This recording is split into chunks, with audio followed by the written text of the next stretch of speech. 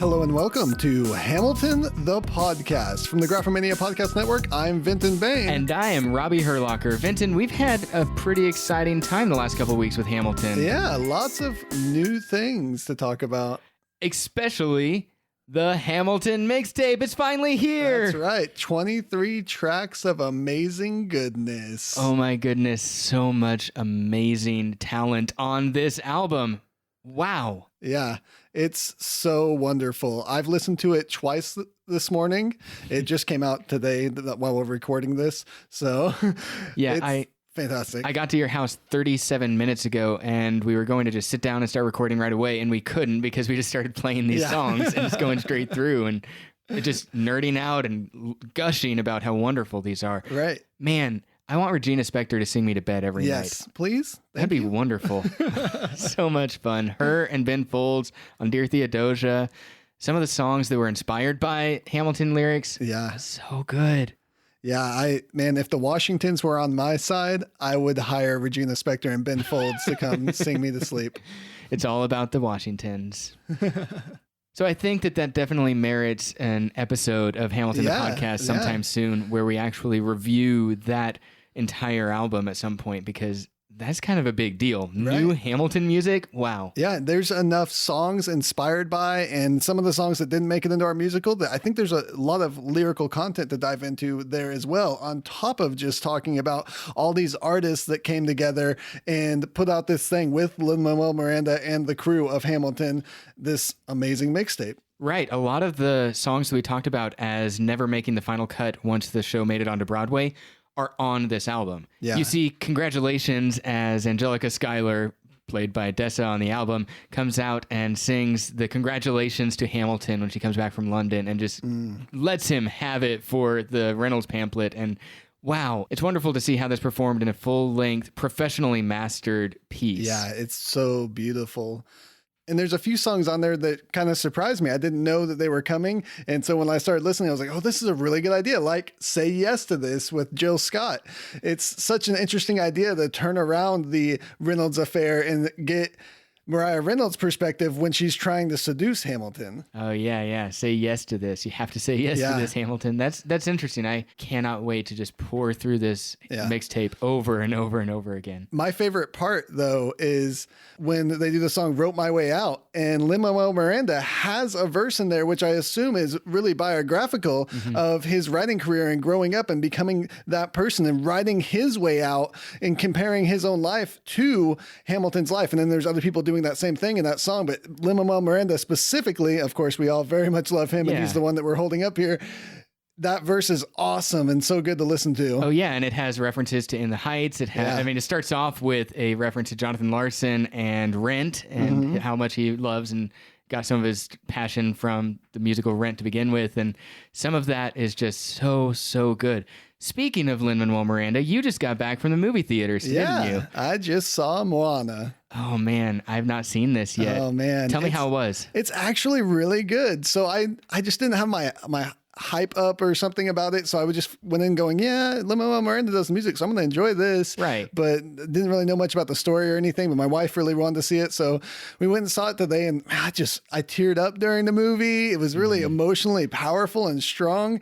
And you can definitely tell when Lin-Manuel Miranda had a hand in the music. And of course, there's times where he's actually singing the music, but it's so powerful. And you can really feel that Hamilton vibe that Lin-Manuel, it's just, of course, his signature. You can tell that he did something there, and that carries over, and you feel that. And then, of course, Chris Jackson does the singing voice for the chief of the village, and you can just totally hear that come out as the chief sang his songs, and it was so beautiful. I really highly recommend this movie. Of course he's the chief. Of course Chris Jackson is the chief. Yes. The original chief executive officer of the United States, George Washington, is now the chief of a village. Right.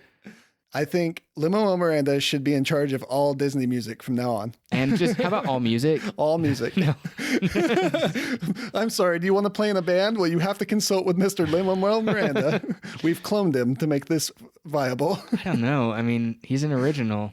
I don't know if you can have any. I don't know if the world is large enough for both Hamilton and Hamilton. Yeah, it's probably too many Hamiltons.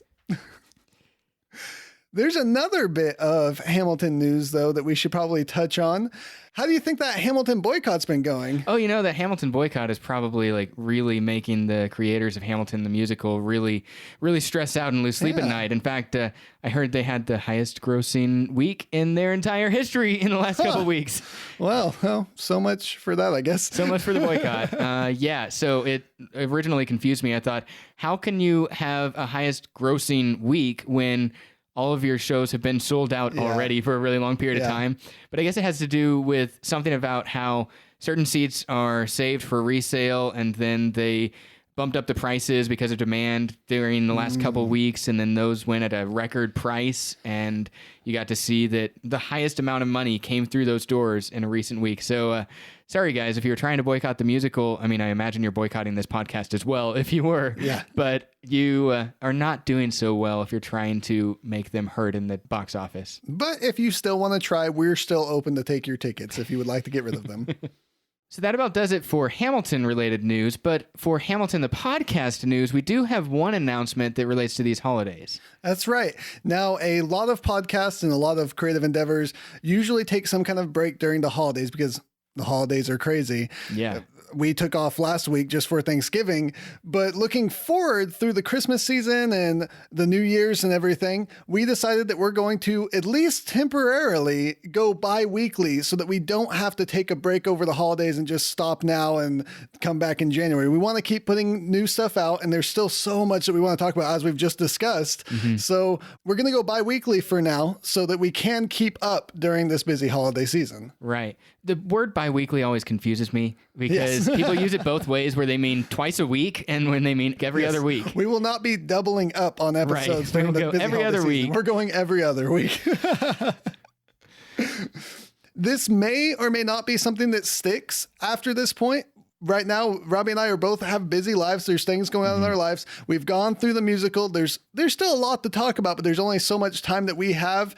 And we think it might be beneficial to keep that up. We're going to do this as like a test kind of to see what your interest in it is and what you think about the bi-weekliness of the podcast on top of how it relates to our lives as we do it over this holiday season. Right. And in addition to having this podcast go to every other week, we've been talking about a number of other creative endeavors that we want to do together. Yeah. And we just want to be able to clear up some of our time personally, not only to see our families and do all of that over the holidays, but we've been talking about doing a theology podcast together with your wife, Tessa, and our friend Josh Unruh, and a couple other people. Like your in-laws may get involved. And like it's still very much a prototype at the moment. Right. We already did a theology and politics discussion that's going to go up probably on our Patreon page, at least for now. Yeah. With Joshua Unruh talking about theology and politics. That's not really representative of what the exact podcast is going to be, but it was a good 0.1 episode that fit the genre that we wanted to have that discussion. So we decided to put it under that umbrella.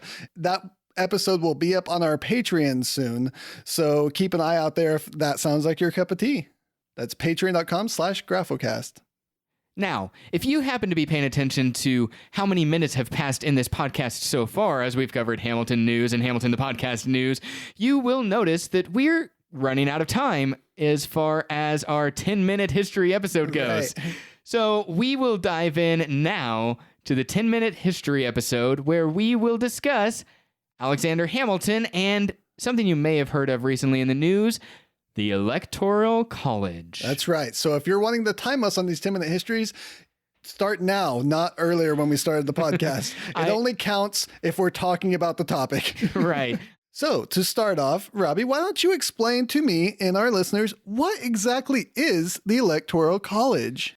Simply put, the Electoral College is a group of people selected by the states to formally vote for the President of the United States. So this is something that's been in the news a lot lately because we just finished a presidential race here in the United States. And the Electoral College played a big part in this because there's even some controversy about who won the popular vote and who's actually going to be president. That's right. So Hillary Clinton had more people vote for her in the presidential race.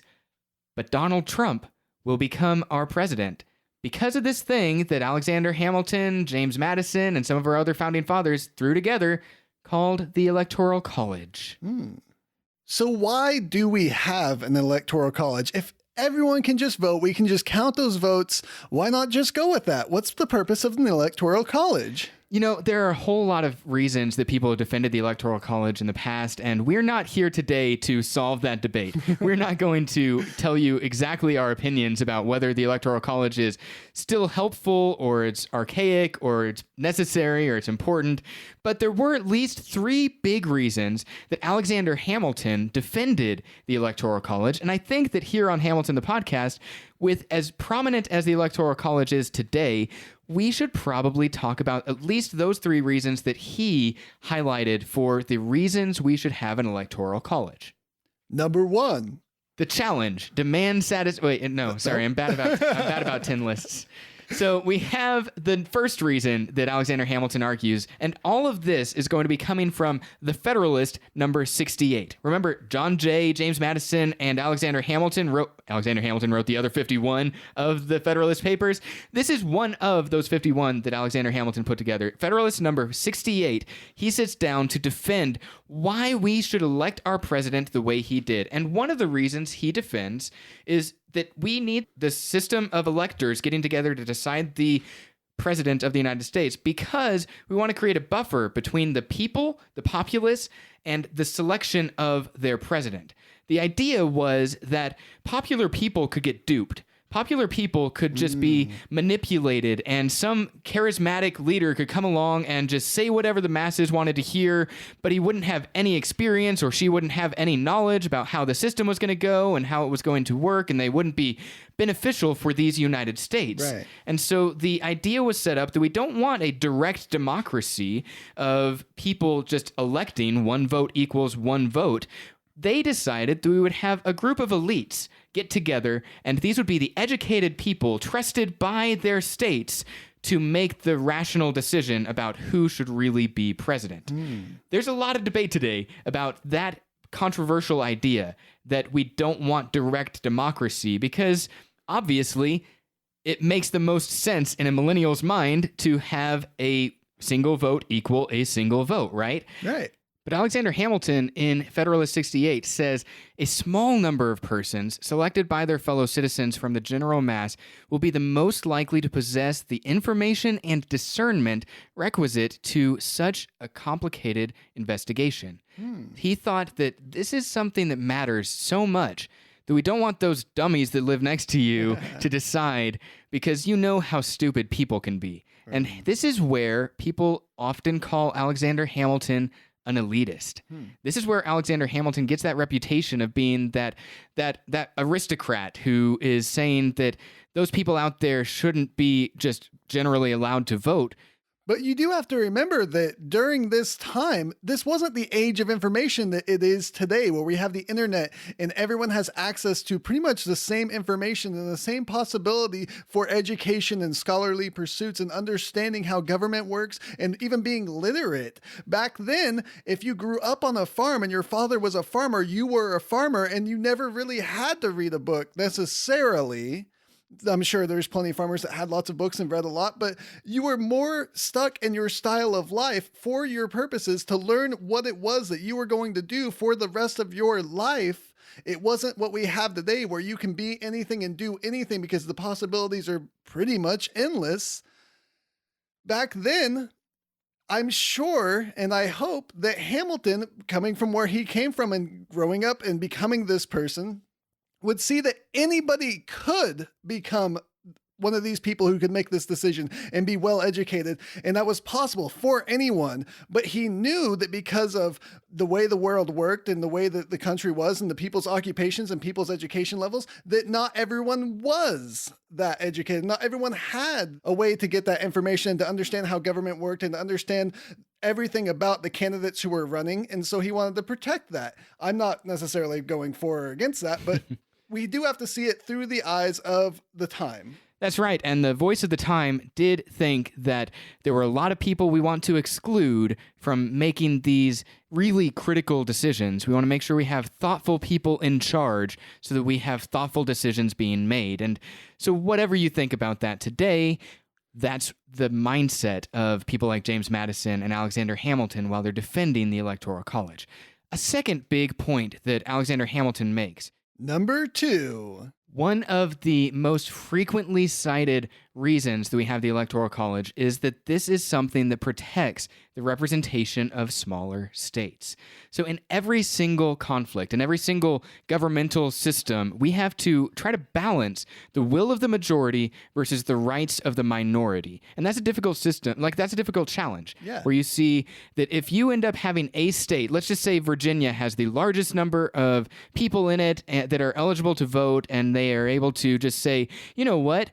We can just be a bully to all of the other states and just get whatever we want passed, and they can say, we're just going to have a president put forward that's going to say, all of you other states have to bow down and serve Virginians. Right. And so obviously, people from Rhode Island or other areas around there that are smaller states with smaller populations would feel a little intimidated by those large states with large representation. And so they wanted to have a system set up. So at the Constitutional Convention, the compromise was made that they would try to protect the representation of these smaller states.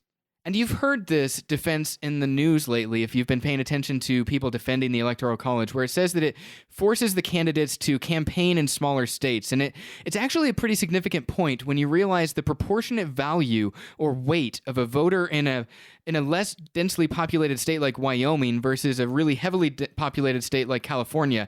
If you look at the proportionate weight of a voter in Wyoming versus the proportionate weight of a voter in California, the Electoral College heavily favors the smaller state. Yeah.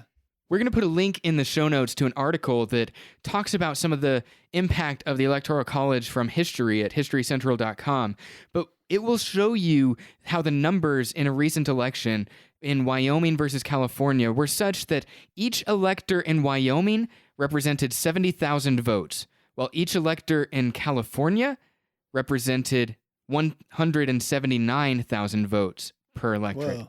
So the proportionate weight of someone voting in California is almost is less than half as much as the proportionate weight of someone voting in Wyoming. Interesting. And so it's a really interesting dynamic that they had to try to show favor to those weaker states so that no one could be bullied, no one could be pushed out. And so this was one of the compromises that was put into place when you have the idea of a direct democracy that was pushed aside because they thought people were stupid. The Founding Fathers didn't like the ideas of people having a direct representation there, one vote, but then they also didn't like the idea of states being able to bully each other, so they set up this Electoral College as that. And then the third reason that we have the Electoral College, at least one of the three things that Alexander Hamilton harped on so much, was number 3, corruption. So Alexander Hamilton wanted to guard against corruption because one of the other plans that was put forward, besides direct democracy, one vote equals one vote, was the idea that we have state legislators get together to decide who would be the president of the United States, or state governors get together to decide the president of the United States, or something along those lines. Maybe just the House of Representatives decides the president of the United States. The reason these states recommended doing that type of a plan was because it's kind of expensive to have a whole election cycle where you just elect people to have another election cycle to elect somebody. So we've already had an election cycle to elect our state legislators. Why don't we just treat those as our electors and have them vote for the president? That was the common sense solution in the Constitutional Convention that people put forward. They said, hey, let's just have our legislators decide and they will put our electoral votes to use there. Alexander Hamilton pointed out that the more time you spend in politics, the more likelihood you have of being corrupt. The more your interests start to be tied to your political futures. And so he thought, if you have a state legislature who is actually representing your state for the presidential election, they might have a vote that is bought, a vote that is persuaded to be put in one place because of a political favor for someone else. And so you have this idea that Alexander Hamilton wanted to guard against, and that indeed all of the Founding Fathers wanted to guard against when they put this into the Constitution, where they say that no senator or representative or person holding an office of trust or profit under the United States can ever be appointed an elector. So they wanted to have this electoral college set up so that a unique group of people who didn't have ongoing political conflicts of interest would get together and cast their votes for the president. So back when Hamilton was writing about this and when they first set up the Electoral College, it was more of a system where the Electoral College, the people in it, would vote their conscience and vote what they thought was right to do. And it was more of their opinions. Whereas now, today, just like in this previous election, they more go with where the majority of their state is leaning in the votes. And it's understood that they're going to vote the way that the people in their state voted. That's right. In Article 2, Section 1 of the United States Constitution, which is what outlines the way we do the Electoral College, you see that it says nothing about how the electors have to vote the way their state voted. You could have electors get up there and vote whatever they want, regardless of how the popular vote in their state went. However, certain states throughout the 19th century decided that they wanted a little more control over what their electors said when they went to the Electoral College. And so they started passing state laws. State by state, there are certain laws that penalize what we call faithless electors. Electors who go against what their candidate or what their electors who go against what their state said they wanted. And so in each state, there are penalties that say you have to pay a fine if you go against the will of the people, or you have to do a certain amount of time or something. I actually don't know if there's any jail time involved for any of the states. I didn't research that. But there are penalties state by state for what will happen if you go against the will of the people. So basically, if you are in the Electoral College and you want to go against what your state voted for, you have to be prepared and really passionately decided to do that, because there's going to be consequences. Absolutely. So you may have seen lately floating around on social media a petition at change.org trying to convince the electors to go faithless, to go ahead and support Hillary Clinton instead of Donald Trump, even though Donald Trump has won the Electoral College by the committed votes already of their states. They're trying to get Hillary Clinton in power by persuading these electors to be faithless electors. And right now, I'm looking at my phone. Currently, it's 4,697,156 people who have signed this petition to get Hillary supported by the electors. That's a lot of votes. That is a whole bunch of people that are trying to manipulate the Electoral College in this way. Now, it's worth saying that there are lots of other places on the internet where you can see how likely that is, but it is not very likely that you will have an Electoral College that could actually overturn the decision that's already made in this 2016 race. Even if you did get the dozens of electors to change their vote from Trump to Hillary, you would just have the vote go to the House of Representatives. If you don't have someone secure 270 votes over that number, that half of the Electoral College plus one going to that person, it just goes to the House of Representatives, which is controlled by which party? The Republican Party, which would just put Trump in office to begin with anyways. So it's very unlikely that you'll get the electors to turn, and then you'll get enough of the representatives in Congress to turn. And so we're going to face 2017, the inauguration of President Donald Trump, because of the way this Electoral College is set up. So speaking of the circumstances we find ourselves in 2016 and looking forward to 2017, what other options and what changes could be made to where the Electoral College doesn't have this say, or to where our government system doesn't work this way? Right. So if we wanted to change the Electoral College, we would have to change the Constitution of the United States, which takes an amendment being ratified by 3/4 of the states. So it's very unlikely that you would be able to pass an amendment to the United States Constitution, especially when you have states that heavily benefit from being swing states in every election. You have states that benefit from that representation on their side. That Electoral College really helps certain states as opposed to other states. And so it's very unlikely that we'll see 3/4 of the states ratify an amendment to the Constitution. So at least for the foreseeable future, we will have to live with this as the reality, as we have for the entire history of our United States. So speaking of Hillary winning this popular vote and Trump becoming president, and probably all of us listening to this remember from our lifetimes that this has happened before with Bush and Gore. How often has it happened where one candidate won the popular vote and the other candidate actually became president through the Electoral College? You know, that's a really good question. It has happened exactly 4 times in American history now, where the person winning the popular vote loses the presidency. And only a couple times is that because of the Electoral College. Sometimes that's because of political maneuvers in the House of Representatives. Once someone fails to get the majority of electoral votes, then they go in there. So like in 1824, just a couple decades after Hamilton passed away, you see that Andrew Jackson receives the most votes in the popular election, and he receives the most electoral votes.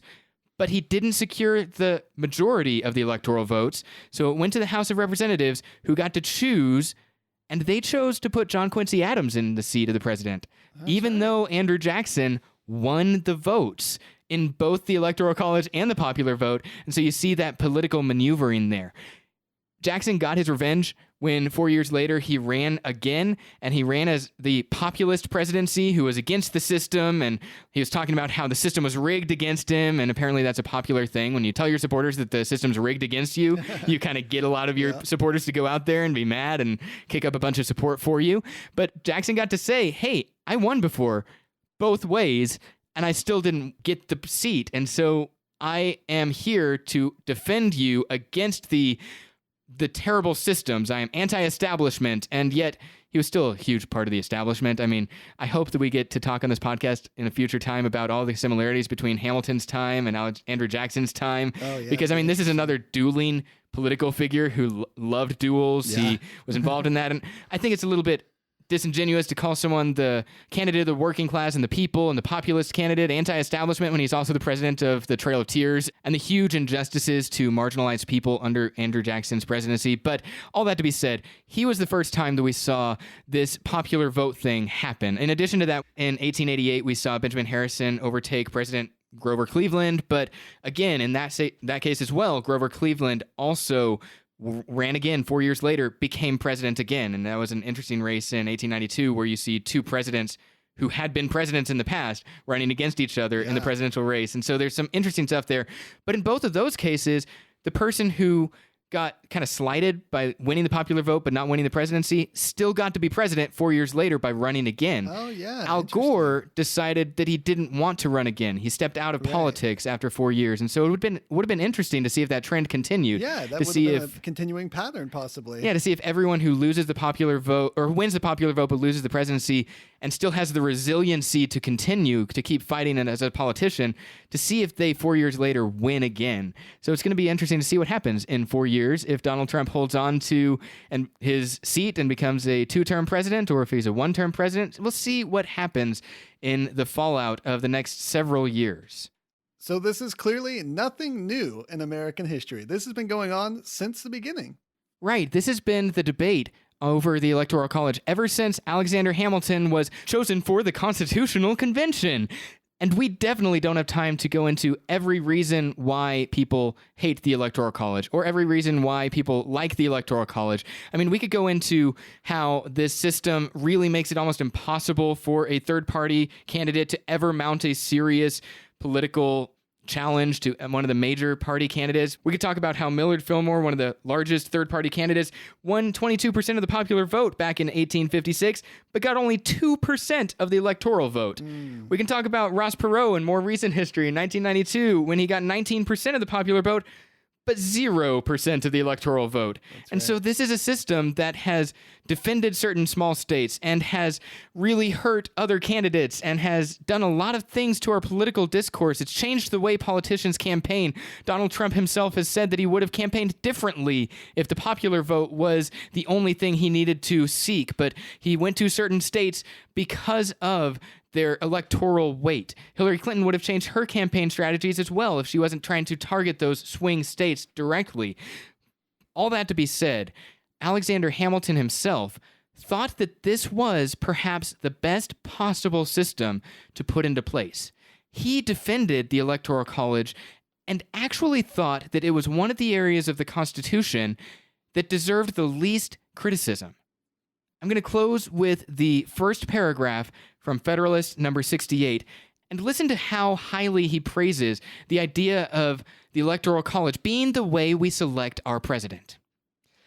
The mode of appointment of the Chief Magistrate of the United States is almost the only part of the system of any consequence which has escaped without severe censure or which has received the slightest mark of approbation from its opponents. The most plausible of these, who has appeared in print, has even deigned to admit that the election of the president is pretty well guarded. I venture somewhat further, and hesitate not to affirm that if the manner of it be not perfect, it is at least excellent. It unites in an eminent degree all the advantages, the union of which was to be desired. End quote. So to summarize, the Electoral College is a group of representatives selected by the states based off their population to vote in the President of the United States. And how many representatives are there in our current day? In our current Electoral College, we have 538 electoral votes, electors that are selecting our president. And that's been the number since 1964. It's based on the U.S. Census numbers. And so every 10 years, if the population of a state changes, you may get the opportunity to change the number of electoral votes inside of a state. But it's tied to the number of voting representatives you have in Congress. So the 435 representatives in the House of Representatives, plus 100 senators, plus 3 electors from Washington, D.C., and that gives us our 538 number, and the magic number for people winning it is the 270 mark. You want to win at least the 270 or more electors to secure the presidency. So while we haven't come to any conclusions on if we should or should not have an electoral college, we hope that we've tied this into Hamilton and shown you his perspective on it. And now maybe you have a better understanding of the Electoral College as we move into this new presidential season, and you hear a lot about it in the news currently. And as you can see, the 10-minute history title is more of a challenge than a limitation to our episodes. Yeah, we have not quite reached that 10-minute mark. You've gotten closer than I have, but neither one of us has made it. It's good to just have it there to remind us to try to keep it kind of short. Right. I thought that I was doing a pretty good job when I had about a 4-inch by 2.5-inch note card that contained all of my notes for this particular podcast. I thought, I can't go over 10 minutes with such a short number of notes. But then I brought in quotes and I thought, oh, you know what? That's interesting. And I studied other episodes of the Electoral College throughout history, and I was like, oh, man. So I got lost in the weeds. Apologize for that, but hopefully you enjoyed some of what we said. Well, from the feedback we've received, I imagine everyone is cheering that this wasn't only 10 minutes. And can you imagine how long it might have gone if we had not tried to keep it at 10 minutes? Right. As fans of Hamilton the Musical, we know about one of the changes to the Electoral College and how we decided in 1804 that we did not want to select the president and the vice president together. We wanted to have those separate votes cast for those individuals, for president and vice president. So we changed the electoral system a little bit so that we didn't have the opportunity to have warring presidents like John Adams against Thomas Jefferson or Thomas Jefferson against Aaron Burr. And so we did alter the Electoral College back there in 1804. We could have talked about all of the manipulations that have happened in the system since then, but I hope that we've at least highlighted some of the most interesting pieces of it from the mindset of our founding fathers, and especially James Madison and Alexander Hamilton in Federalist 68. That being said, if you would ever like to hear more on the Electoral College or any of our 10-minute history topics, or if you have suggestions for 10-minute history topics, we have plenty in the bank already, but we're willing to take suggestions. Maybe yours is better than what we already have. Then hit us up, email us at contact@graphocast.com or on Twitter @graphocast. Let us know what you want to hear about. We're always interested in that, even if it's other musicals, other whatever. Of course, it has to be somewhat tied to Hamilton. Otherwise, we're ruining our namesake. Yeah. But it can be anything history at the time, anything musical that has a tie, or any other suggestions. We're open to them. So let us know. You know, as we talk about this, it reminds me that during that Bush-Gore election of 2000, that's the first time I think that in my personal history, I mixed my hip hop and politics. Because I discovered this guy named Sage Francis, a rapper. Yeah. Who I love Sage Francis. He's one of my favorites, to be honest. And he starts rapping, and hey, Bobby, this so-called president got elected in a courtroom. With the war effort to pops, he inherited a fortune. We talk, so the veterans of war assumed the revolution has stopped. This ain't a protest tune. And he incorporated that, like, the so-called president was elected in a courtroom. That's talking about the Electoral College, guys. Yep. That is the fact that... specifically that the Supreme Court came in and stopped the recounts in Florida, those types of things. But that is some of the interesting nature that has been built into our United States government and our Constitution and our Electoral College.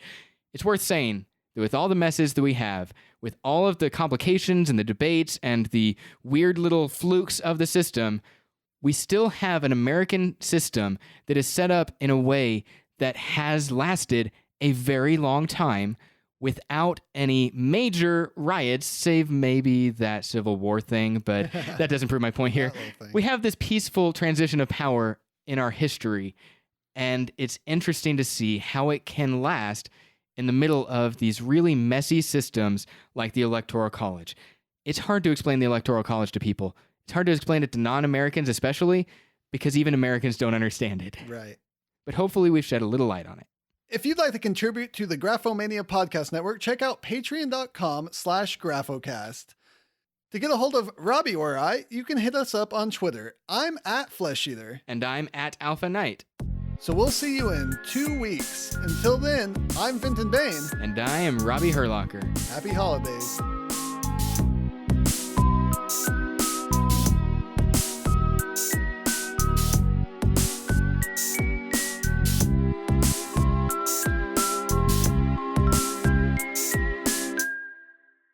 This has been a Graphomania production. If you would like to hear more podcasts, go to graphocast.com, graphocast.com. Follow us on Twitter at Graphocast and like the Graphomania page on Facebook for news and updates.